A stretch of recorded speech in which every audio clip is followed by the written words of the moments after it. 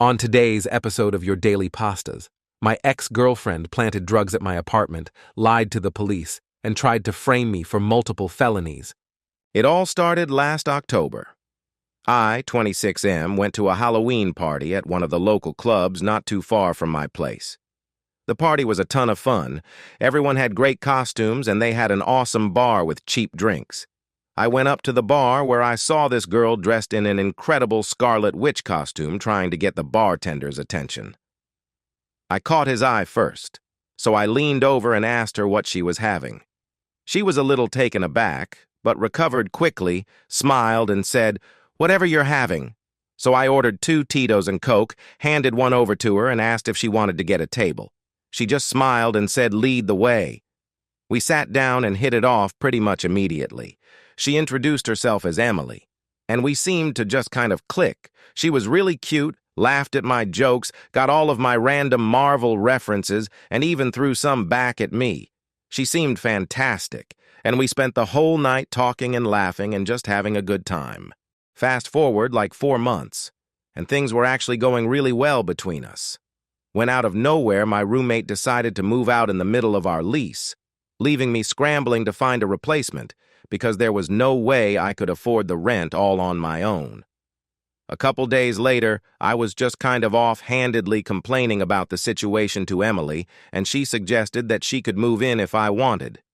We already spent most of our nights at my place anyway, and since things were going so good between us, I thought, why not? And for the first month or so, it was great. We enjoyed having each other's company. We had more space now since the extra bedroom wasn't being taken up anymore. Everything seemed perfect. But then, seemingly out of the blue, little things started to change. Emily started to get very upset if I didn't respond to her text messages within 5 or so minutes. She began showing up at my workplace unannounced in the middle of the workday with the excuse that she had some time and wanted to see me, but would spend the whole time looking around like she was on the lookout for something, and then would leave just as fast as she showed up. And she started making snide comments about my female colleagues. I work in a medium-sized office with about 25 employees, roughly half of whom are women. I regularly have to collaborate on projects with my co-workers, which often means working with women sometimes.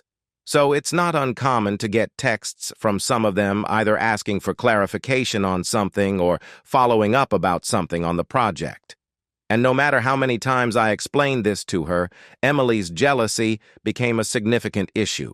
She would start fights about it at the drop of a hat. Anytime my phone would go off, she would make some comment like, "Which is hitting you up now?" Or, "Oh, must be one of your other whores."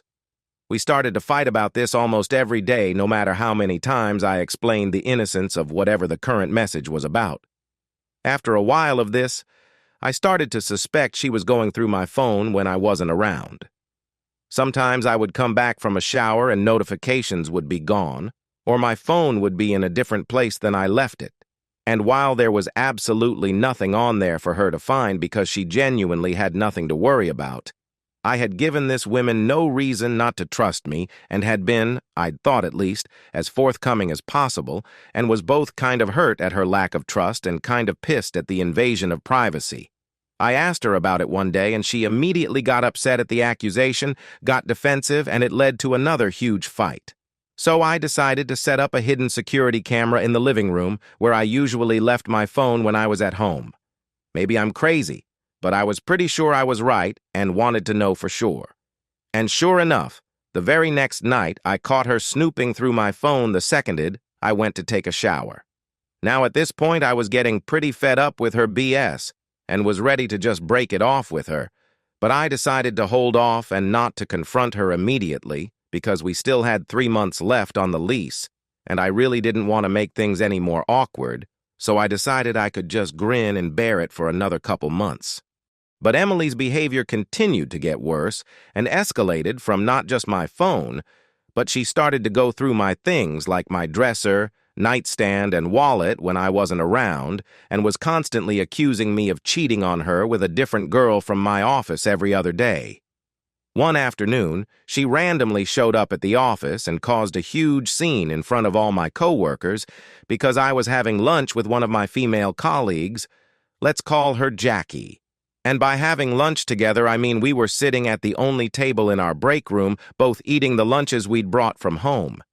Jackie started apologizing profusely, trying to explain that nothing was going on whatsoever, but was just getting verbally berated and abused by Emily, and Jackie ended up running off crying.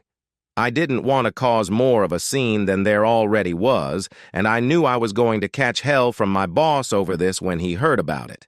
So I told Emily we were going home, and we needed to have a serious talk about this right now.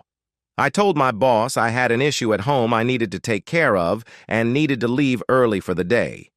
On the way home, I knew I couldn't wait out the rest of the lease without things getting even more out of hand than they already had, which was already way too far.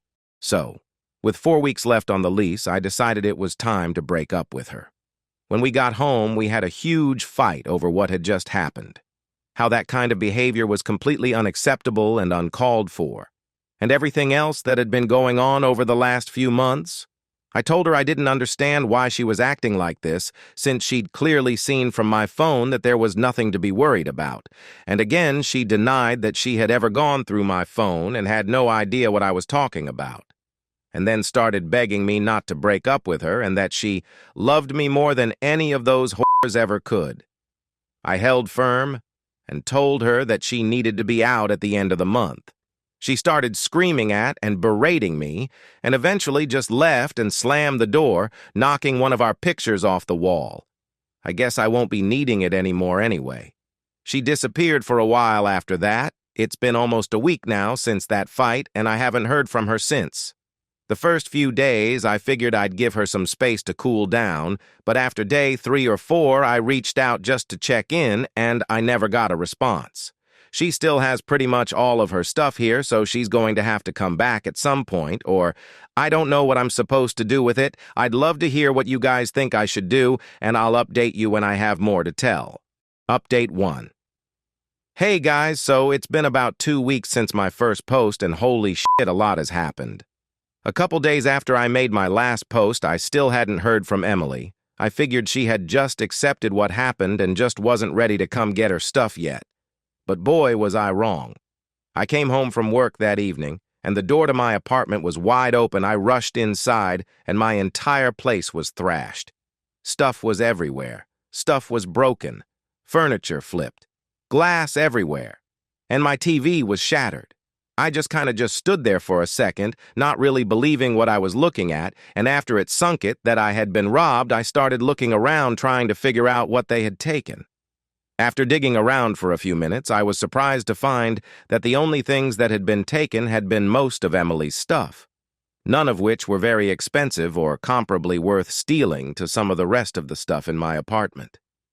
I was just about to call the police when there was a knock at my door that I hadn't bothered to close when I rushed inside. I turned around, and standing in my doorway were a couple of police officers. They asked for me by name, and I said that yes, that was me, and they asked me to step outside. The second I crossed through my doorway, they immediately pinned me against the wall and handcuffed me. I was extremely confused and started to protest, asking what I had done and why I was getting arrested since it was my apartment that was just robbed and vandalized. And that's when they told me that I was under arrest for aggravated assault. As I was being handcuffed, 2 of the other officers walked into my apartment and started looking around. Almost immediately, one of the officers stated that there appeared to be cocaine on the coffee table.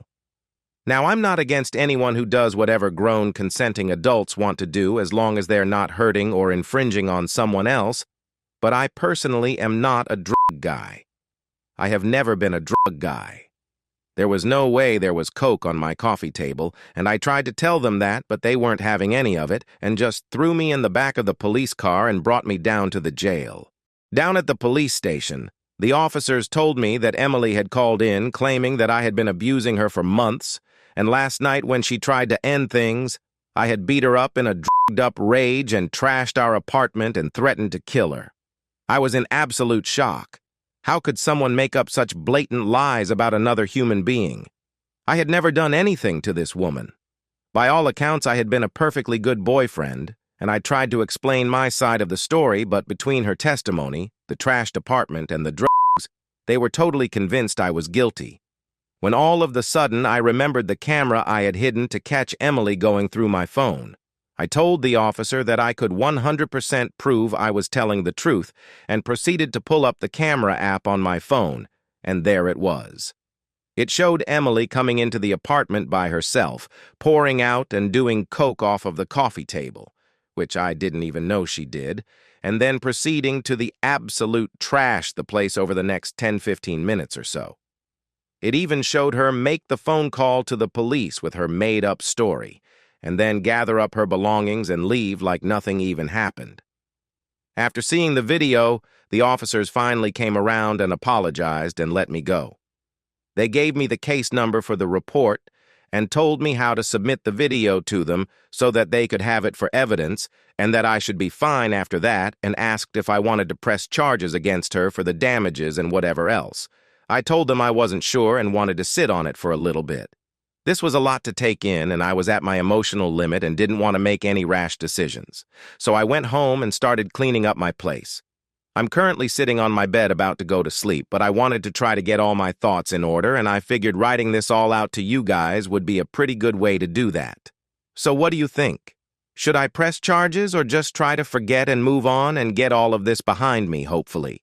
Update 2.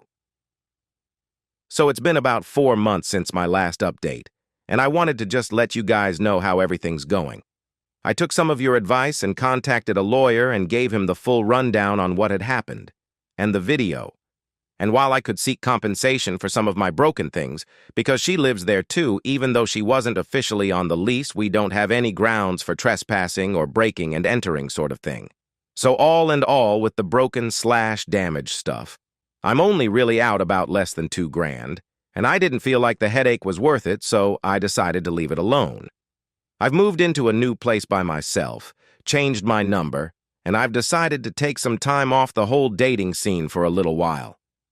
I haven't seen Emily since our last fight, and I plan on keeping it that way. I reached out to the officer that I had talked to during my arrest, and I was informed about a month ago that everything was officially dropped, and I have nothing to worry about. This whole ordeal was an absolute nightmare, but I'm glad it's finally over.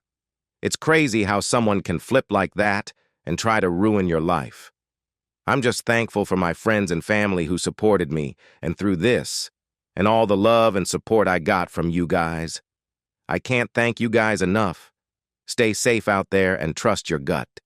Thank you guys for watching, and remember to subscribe and click that notification bell for new uploads.